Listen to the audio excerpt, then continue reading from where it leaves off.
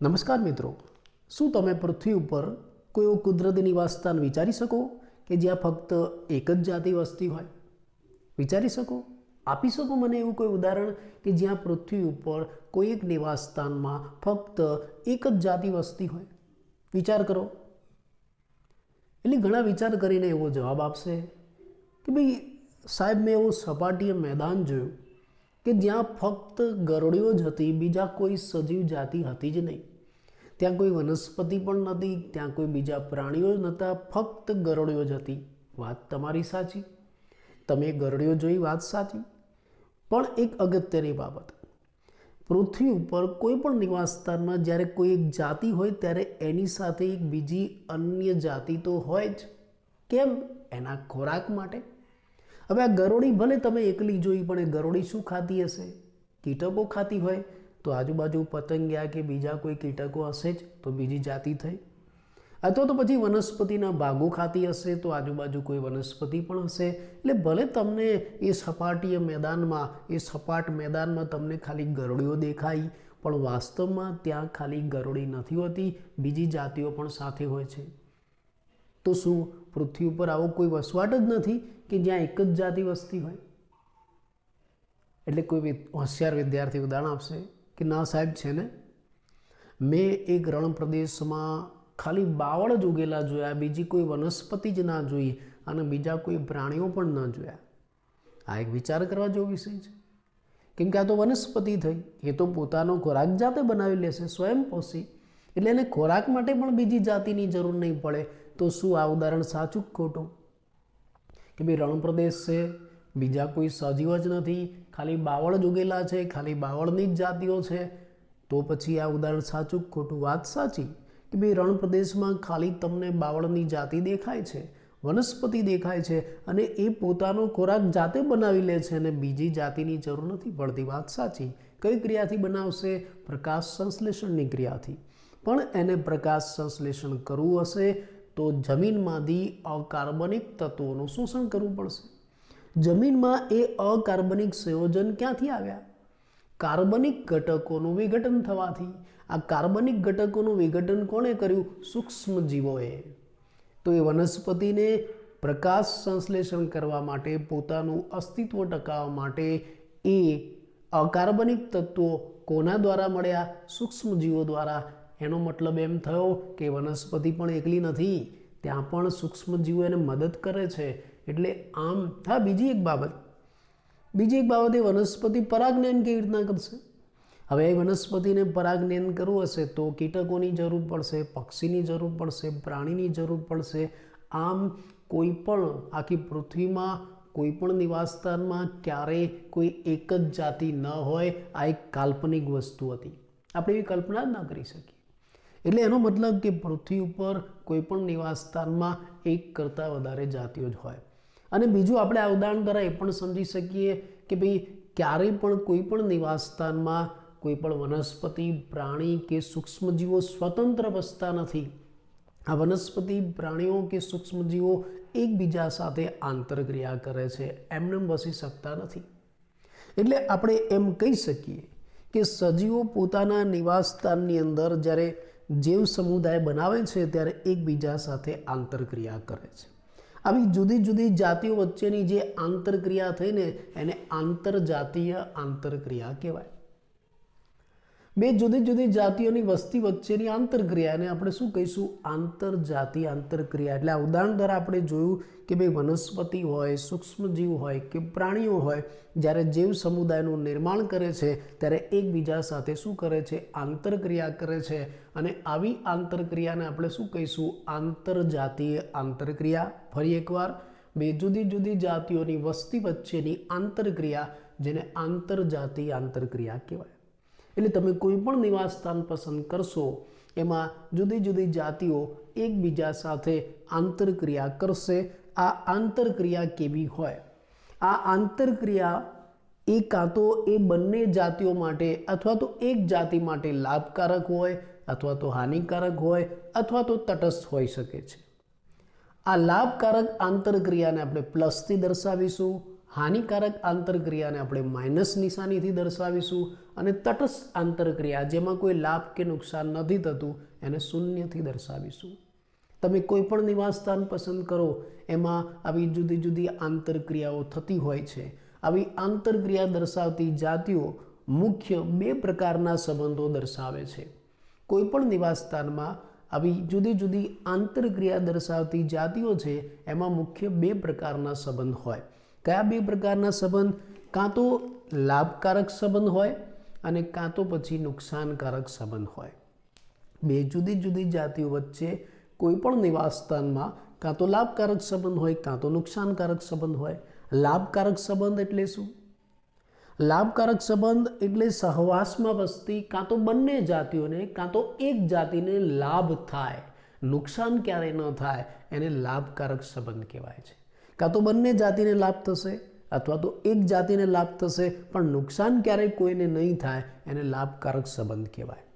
હાનિકારક સંબંધ, નુકસાનકારક સંબંધ કોને કહેવાય? જ્યારે સહવાસમાં વસતી કાં તો બંને જાતિઓને અથવા તો કોઈ પણ એક જાતિને નુકસાન થાય તો એને નુકસાનકારક સંબંધ કહેવાય. આ જે લાભકારક સંબંધ છે ને બે પ્રકારના છે. જો પરસ્પર બંને જાતિઓને લાભ થાય ને તો એને સહપકારિકતા કહેવાય છે. સહપકારિકતા, પરસ્પરતા, મ્યુચ્યુઅલિઝમ એવું કહેવાય છે. પરસ્પર બંનેને લાભ થયો એટલે એને પ્લસ પ્લસ નિશાનીથી દર્શાવાય છે.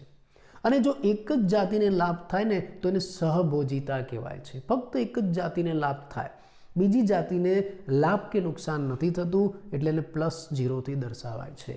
તો આ કોઈ પણ નિવાસ સ્થાનમાં જોવા મળતા લાભકારક સંબંધની આપણે વાત કરી. નુકસાનકારક સંબંધમાં શું? નુકસાનકારક સંબંધમાં કાં તો બંનેને અથવા તો કોઈ એકને નુકસાન થાય છે. આવા નુકસાનકારક સંબંધો મુખ્ય 3 પ્રકારના છે: શોષણ, સ્પર્ધા અને પ્રતિજીવન. આ શોષણ શું છે? મોટે ભાગે પોષણ માટે શોષણ થતું હોય છે. કોઈ પણ વસવાટમાં, કોઈ પણ નિવાસ સ્થાનમાં સજીવો પોષણ માટે શોષણ કરતા હોય છે. અને પોષણ બે પ્રકારે સજીવો કરે છે, એક તો પરભક્ષણથી અને બીજું પરોપજીવનથી.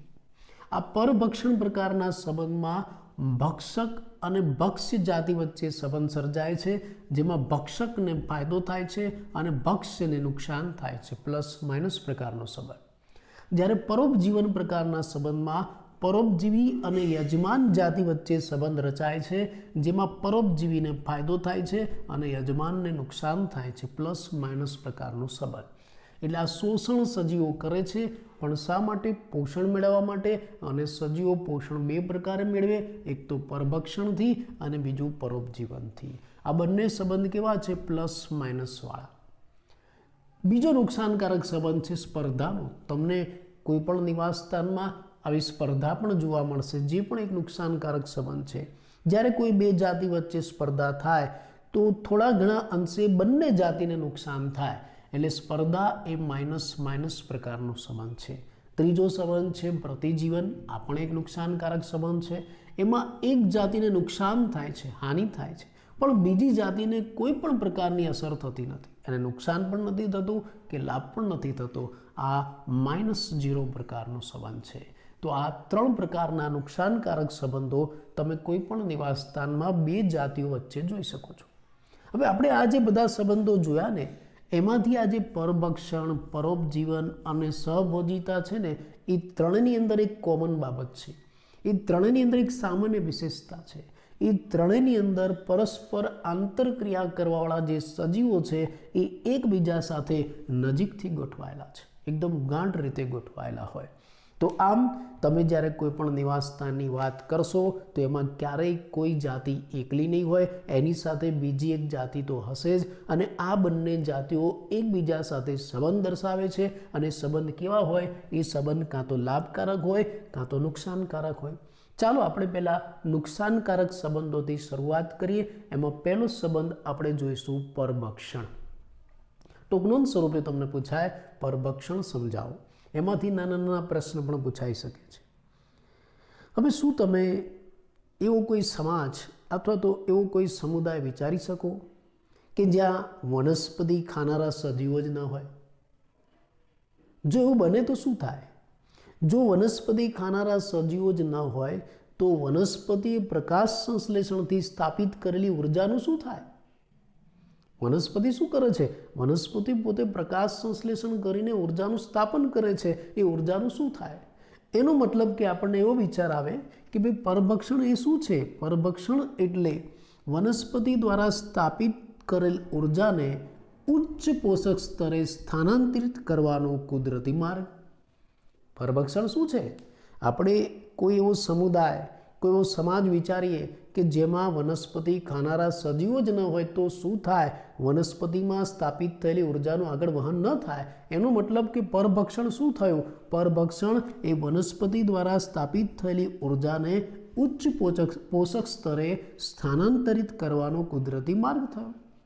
હવે જ્યારે તમને કોઈ એમ કે ચાલો તમે એક પરભક્ષણનું ઉદાહરણ આપો, ભક્ષક અને ભક્ષ્યવાળું એક ઉદાહરણ આપો, એટલે તરત જ તમારા મગજમાં વાઘ અને હરણનું ઉદાહરણ આવી જશે કે ભાઈ વાઘ એ ભક્ષક છે અને હરણ એનો શિકાર છે. આ એક પરભક્ષણનું ઉદાહરણ થયું. પણ એવું નથી ખાલી આ વાઘ હરણ, વાઘ સસલા, સિંહ હરણ એ જ પરભક્ષણનું ઉદાહરણ છે એવું નથી. બીજ ખાનારી નાની ચકલીઓ છે ને જે દાણા ખાય છે એ પણ એક પ્રકારની પરભક્ષિત છે. પણ આપણે શું કરીએ છીએ? આપણે વનસ્પતિ ખાતા પ્રાણીઓને તૃણાહારી તરીકે એક અલગ વર્ગમાં મૂકી દઈએ છીએ. વાસ્તવમાં પરિસ્થિતિ વિદ્યાની દ્રષ્ટિએ અથવા તો વ્યાપક રીતે આપણે વિચારીએ તો આ તૃણાહારી પ્રાણીઓ, ઘાસ ખાનારા, બીજ ખાનારા કે પછી આ માંસાહારી પ્રાણીઓ છે એ બધા જ પરભક્ષીઓ કહેવાય છે. અને આ પરભક્ષીઓનું પોતાના નિવાસસ્થાનમાં એક આગવું મહત્ત્વ છે, આગવી વિશેષતા છે. શું મહત્ત્વ છે? તમને પ્રશ્ન પણ પૂછાય, પરભક્ષીઓનું મહત્ત્વ સમજાવો. ચલો આપણે પહેલું મહત્ત્વ જોઈએ જે આપણે અહીંયા જ વાત કરી કે આ પરભક્ષીઓ શું કરશે? જુદા જુદા પોષક સ્તરે ઉર્જાનું સ્થાનાંતરણ કરાવે છે. આ પહેલું મહત્ત્વ, પહેલું અગત્યનું કાર્ય. બીજું અગત્યનું મહત્ત્વની ભૂમિકા શું? ભક્ષ્યની વસ્તીનું નિયંત્રણ કરે છે. આ પણ એક અગત્યની ભૂમિકા છે પરભક્ષીઓની. એ પોતે ભક્ષ્યની વસ્તીનું નિયંત્રણ કરે છે. કેવી રીતે? એટલે જો પરભક્ષીઓ જ ન હોય ને તો ભક્ષ્યની વસ્તી ગીચતા ખૂબ જ વધી જાય. માન લો કે કોઈ વસવાટમાં પરભક્ષીઓ હોય જ નહીં તો એ વસવાટમાં ભક્ષ્યની વસ્તીની ગીચતા ખૂબ જ વધી જશે અને એવું થાય ને તો નિવસન તંત્રમાં અસંતુલા સર્જાય. અને એટલે જ શું બને છે? માન લો કે કોઈ ભૌગોલિક ક્ષેત્રમાં આપણે કોઈ નવી વિદેશી જાતિ લાવીએ ને તો એ વિદેશી જાતિ એ ભૌગોલિક ક્ષેત્રમાં આક્રમક રીતે પથરાઈ જાય છે. એકદમ ઝડપથી એની સંખ્યા એકદમ વિશાળ કદની થઈ જાય છે. કારણ શું?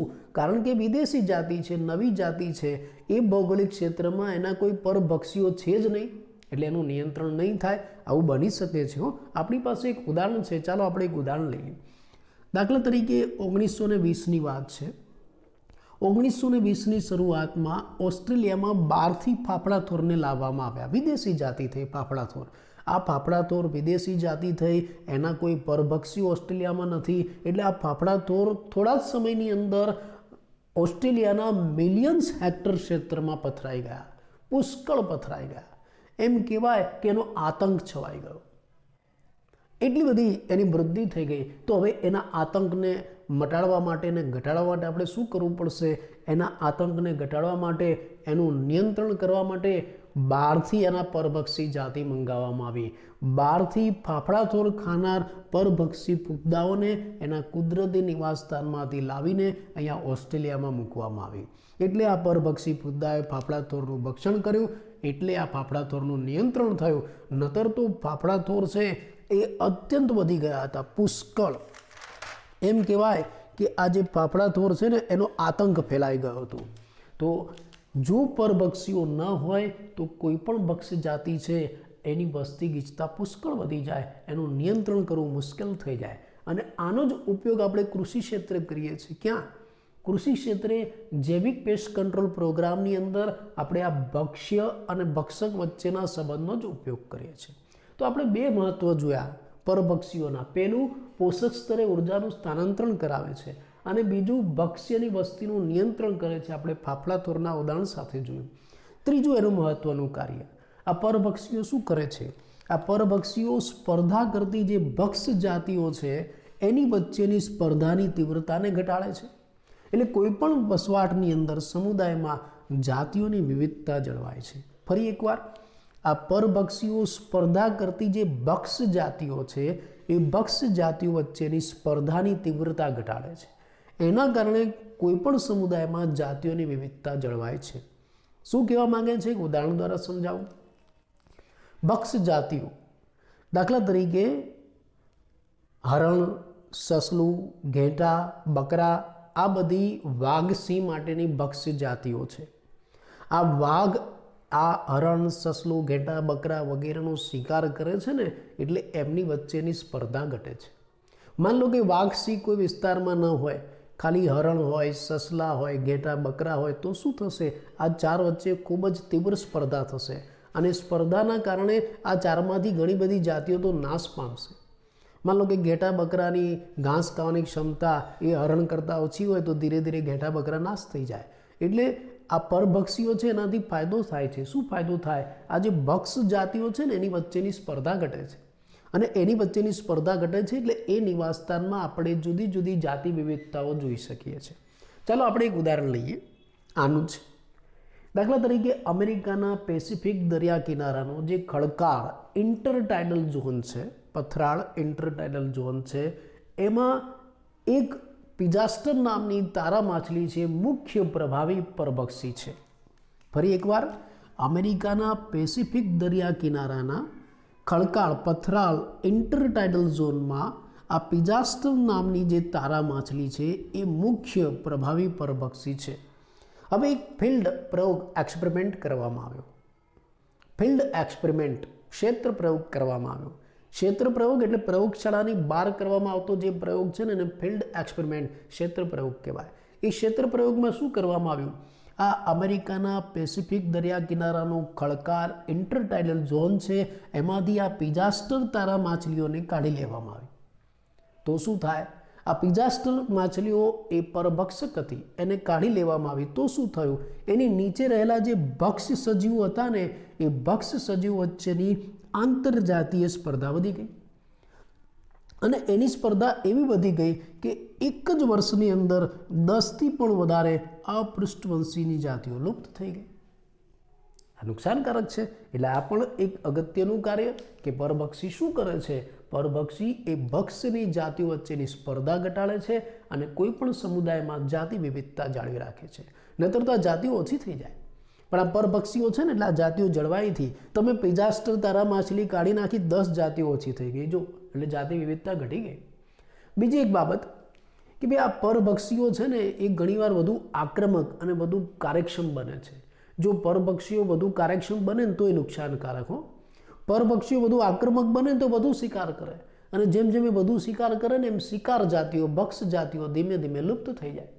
જો ભક્ષ જાતિઓ, શિકારી જાતિઓ લુપ્ત થઈ જાય તો ધીરે ધીરે પરભક્ષીઓ પણ લુપ્ત થઈ જાય. એટલે આ નુકસાનકારક અસર થઈ. પણ કુદરતી વસવાટમાં આવું નથી થતું, પ્રકૃતિમાં આવું નથી થતું. કેમ? પહેલી વસ્તુ કે આ પરભક્ષીઓ છે એ સમજદાર છે, ગમે તેમ આડેધડ શિકાર નથી કરતા. અને બીજી વસ્તુ, આ જે ભક્ષ પ્રાણીઓ છે ને એને પણ આ પરભક્ષીઓથી બચવા માટેના અનુકૂલનો પ્રાપ્ત થયેલા છે. આ ભક્ષ પ્રાણીઓ પણ પરભક્ષીઓથી બચવા માટે સરળ અને વિશિષ્ટ પ્રક્રિયાઓ અપનાવે છે અથવા તો અનુકૂલનો પ્રાપ્ત કરે છે. આપણને પ્રશ્ન થાય કે આ ભક્ષી પ્રાણીઓ, શિકારી પ્રાણીઓ પરભક્ષકોથી બચવા માટે શું કરતા હશે, કેવા અનુકૂલનો પ્રાપ્ત કરતા હશે? આપણે એનો અભ્યાસ કરવો પડે. એનો અભ્યાસ કરતા પહેલાં આટલું આપણે ફરી એકવાર જોઈ લઈએ. જો મિત્રો આપણે જોયું કે ભાઈ કોઈ પણ નિવાસ સ્થાનની અંદર ક્યારેય કોઈ એક જાતિ નથી હોતી, એની સાથે બીજી જાતિ જોઈએ છે. અને જ્યારે આવી બે જાતિઓ કોઈ પણ નિવાસ સ્થાનમાં ભેગી થાય એટલે એની વચ્ચે આંતરક્રિયા થાય, જેને આંતરજાતિ આંતરક્રિયા કહેવાય. આ આંતરક્રિયા કાં તો નુકસાનકારક હોય, કાં તો ફાયદાકારક હોય, કાં તો તટસ્થ હોય. જો લાભકારક હોય તો એને પ્લસથી દર્શાવીશું, નુકસાનકારક હોય તો માઇનસથી અને તટસ્થ હોય તો 0થી દર્શાવીશું. એટલે જ્યારે કોઈ પણ નિવાસ સ્થાનની અંદર બે જાતિઓ વસે છે તો એની વચ્ચે બે પ્રકારના સંબંધો રચાય છે, કાં તો લાભકારક કાં તો નુકસાનકારક. લાભકારક સંબંધમાં બંને જાતિઓને લાભ થાય અથવા તો એક જ જાતિને લાભ થાય, નુકસાન કોઈને ન થાય. બંને જાતિને લાભ થાય તો એ સંબંધને આપણે સહોપકારિકતા કહીશું અને એક જ જાતિને લાભ થાય તો એને સહભોજિતા કહીશું. નુકસાનકારક સંબંધમાં કાં તો બંને જાતિને કાં તો એક જાતિને નુકસાન થવાનું છે. આ નુકસાનકારક સંબંધ 3 પ્રકારના: શોષણ, સ્પર્ધા અને પ્રતિજીવન. શોષણ મોટે ભાગે સજીવો પોષણ માટે કરતા હોય છે અને આ શોષણ બે પ્રકારનું છે, પરભક્ષણ પ્રકારનું અને બીજું પરોપજીવન પ્રકારનું. આ બંનેમાં પ્લસ માઇનસ પ્રકારનો સંબંધ છે. પરભક્ષણમાં ભક્ષકને ફાયદો થાય છે અને પરોપજીવનમાં પરોપજીવી સજીવને ફાયદો થાય છે. જ્યારે બે જાતિઓ અંદર સ્પર્ધા કરે ને ત્યારે બંનેને નુકસાન થાય છે, માઇનસ માઇનસ. ઘણી વખત બે જાતિઓમાંથી એક જાતિને નુકસાન થાય છે, બીજી જાતિને કોઈ અસર નથી થતી, -0 પ્રકારનો સંબંધ. આ જે બધા સંબંધ છે એમાંથી આ પરભક્ષણ, પરોપજીવન અને સહભોજિતા એમાં એક કોમન બાબત છે, એક સામાન્ય વિશેષતા છે. આની અંદર આંતરક્રિયા કરવાવાળા જે સજીવો છે એકબીજા સાથે નજીકથી ગાઢ રીતે જોડાયેલા હોય છે. આપણે પહેલો નુકસાનકારક સંબંધ જોઈએ, પરભક્ષણ એટલે શું આપણે સમજીએ. માન લો કે કોઈ સમાજ અથવા તો સમુદાયમાં વનસ્પતિ ખાનારા સજીવો જ ન હોય તો શું થાય? કોઈ સમાજ અથવા તો સમુદાયમાં વનસ્પતિ ખાનારા સજીવ ન હોય તો એ વનસ્પતિ દ્વારા સ્થાપિત થયેલી જે ઉર્જા છે એનું આગળ વહન ન થાય. એટલે આ પરભક્ષીઓ શું કરે છે? ઉચ્ચ પોષક સ્તરે ઉર્જાનું સ્થાનાંતરણ કરે છે. માની લો કે તમને પરભક્ષીઓના ઉદાહરણ આપવાનું કે તમને એમ કહેવામાં આવે કે કોઈ ભક્ષક અને શિકારી પ્રાણીનું ઉદાહરણ આપો તો તમને તરત જ વાઘ અને હરણ મગજમાં આવી જશે. વાઘ હરણ છે, સિંહ હરણ છે, સિંહ સસલું છે, આવા ઉદાહરણ આપણા મગજમાં આવે. પણ એવું નથી. દાણા ખાનારું પક્ષી છે ને એ પણ પરભક્ષી જ કહેવાય. હા, ભલે આપણે એને તૃણાહારીમાં મૂકીએ છીએ પણ પરિસ્થિતિ વિદ્યાની દ્રષ્ટિએ આ બધા પરભક્ષીઓ જ છે. આ પરભક્ષીનું નિવાસ સ્થાનમાં શું મહત્વ છે? પહેલું મહત્વ જુદા જુદા પોષક સ્તરે ઉર્જાનું વહન કરાવે છે. બીજું મહત્વ ભક્ષ્યની વસ્તીનું નિયંત્રણ કરે. માન લો કે કોઈ વસવાટમાં પરભક્ષીઓ જ ન હોય તો એ વસવાટની અંદર આ ભક્ષ્યની વસ્તી ગીચતા વધી જાય છે અને નિવસન તંત્રમાં અસંતુલા સર્જાય છે. દાખલા તરીકે કોઈ ભૌગોલિક ક્ષેત્રમાં કોઈ વિદેશી જાતિ તમે બહારથી લાવો કે જેના કોઈ પરભક્ષીઓ એ ભૌગોલિક ક્ષેત્રમાં નથી તો વિદેશી જાતિ આક્રમક રીતે પથરાય છે અને વિશાળ સંખ્યા એની થઈ જાય છે, કારણ કે એમાં કોઈ પરભક્ષીઓ જ નથી. આપણે એવું ઉદાહરણ લઈએ. 1920ની શરૂઆતમાં ઓસ્ટ્રેલિયામાં બહારથી ફાફડાથોરને લાવવામાં આવ્યા. આ ફાફડાથોરે આતંક મચાવી દીધો. ઓસ્ટ્રેલિયાના મિલિયન્સ હેક્ટર ક્ષેત્રની અંદર એકદમ ઝડપથી પથરાઈ ગઈ. હવે એનું નિયંત્રણ કેવી રીતના કરવું એ શક્ય ન બન્યું. એટલે એનું નિયંત્રણ કરવા માટે શું કરવામાં આવ્યું? બહારથી ફાફડાથોર ખાનાર જે પરભક્ષી ફુદ્દાઓ છે ને એને મંગાવવામાં આવ્યા અને પછી ફાફડાથોરનું ઓસ્ટ્રેલિયામાં નિયંત્રણ થયું. આ ભક્ષક અને ભક્ષ્ય પ્રકારના સંબંધનો ઉપયોગ આપણે કૃષિ ક્ષેત્રે જૈવિક પેસ્ટ કંટ્રોલમાં કરીએ છીએ. ત્રીજું મહત્વ કે આ પરભક્ષીઓ શું કરે છે? સ્પર્ધા કરતી જે ભક્ષ્ય જાતિઓ છે એની વચ્ચેની સ્પર્ધાની તીવ્રતા ઘટાડે છે અને એના કારણે એ નિવાસસ્થાનમાં એ સમુદાયમાં જાતિ વિવિધતા જળવાય છે. આપણે એનું ઉદાહરણ આપી શકીએ કે ભાઈ અમેરિકાના આ બધા ઉદાહરણ MCQમાં પૂછાય હો. અમેરિકાના પેસિફિક દરિયા કિનારાના ખડકાળ ઇન્ટરટાઇડલ ઝોન છે એની અંદર એક મુખ્ય પરભક્ષી તારા માછલી વસે છે જેનું નામ છે પિજાસ્ટર. હવે એક ફિલ્ડ એક્સપેરિમેન્ટ કરવામાં આવ્યો, પ્રયોગશાળાની બહાર એક ક્ષેત્ર પ્રયોગ કરવામાં આવ્યો. એમાં શું કરવામાં આવ્યું? આ વિસ્તારમાંથી પિજાસ્ટર તારા માછલીને લઈ લેવામાં આવી. પિજાસ્ટર તારા માછલીને લઈ લેવામાં આવી તો શું બન્યું? એની નીચે જે ભક્ષ જાતિઓ હતી ને એની વચ્ચે આંતરજાતીય સ્પર્ધા વધી અને એ આંતરજાતીય સ્પર્ધા એટલી તીવ્ર બની કે એક જ વર્ષમાં 10થી પણ વધારે અપૃષ્ઠવંશી જાતિઓ લુપ્ત થઈ ગઈ. એટલે પરભક્ષીઓ જરૂરી. પરભક્ષીઓ હશે ને તો જ શું થઈ શકે છે? આ જે ભક્ષ્યની આંતરજાતીય સ્પર્ધા ઘટે અને જાતિ વિવિધતા જળવાય. બીજું એવું પણ બને કે જો આ પરભક્ષીઓ વધુ આક્રમક હોય ને તોય નુકસાન કરે. પરભક્ષીઓ વધુ આક્રમક હોય, વધુ કાર્યક્ષમ હોય તો શું કરશે? વધુને વધુ શિકાર કરશે. એટલે શિકારી જાતિઓ ધીરે ધીરે લુપ્ત થઈ જશે. શિકારી જાતિઓ લુપ્ત થઈ જાય તો છેલ્લે પાછા પરભક્ષીઓ લુપ્ત થઈ જાય. પણ કુદરતમાં આવું નથી બનતું. કેમ નથી બનતું? પહેલી વસ્તુ, આ પરભક્ષીઓ સમજદાર છે, આડેધડ ગમે તેમ શિકાર નથી કરતા. અને બીજી વસ્તુ, આ જે ભક્ષ પ્રાણીઓ છે, શિકારી પ્રાણીઓ છે, એને પણ પોતાના પરભક્ષીઓથી બચવા માટે વિવિધ અનુકૂલનો પ્રાપ્ત કરેલા છે, એટલે એ પરભક્ષીઓથી બચી શકે છે. એણે કેવા અનુકૂલન પ્રાપ્ત કરેલા છે? ચાલો આપણે એનો અભ્યાસ કરીએ.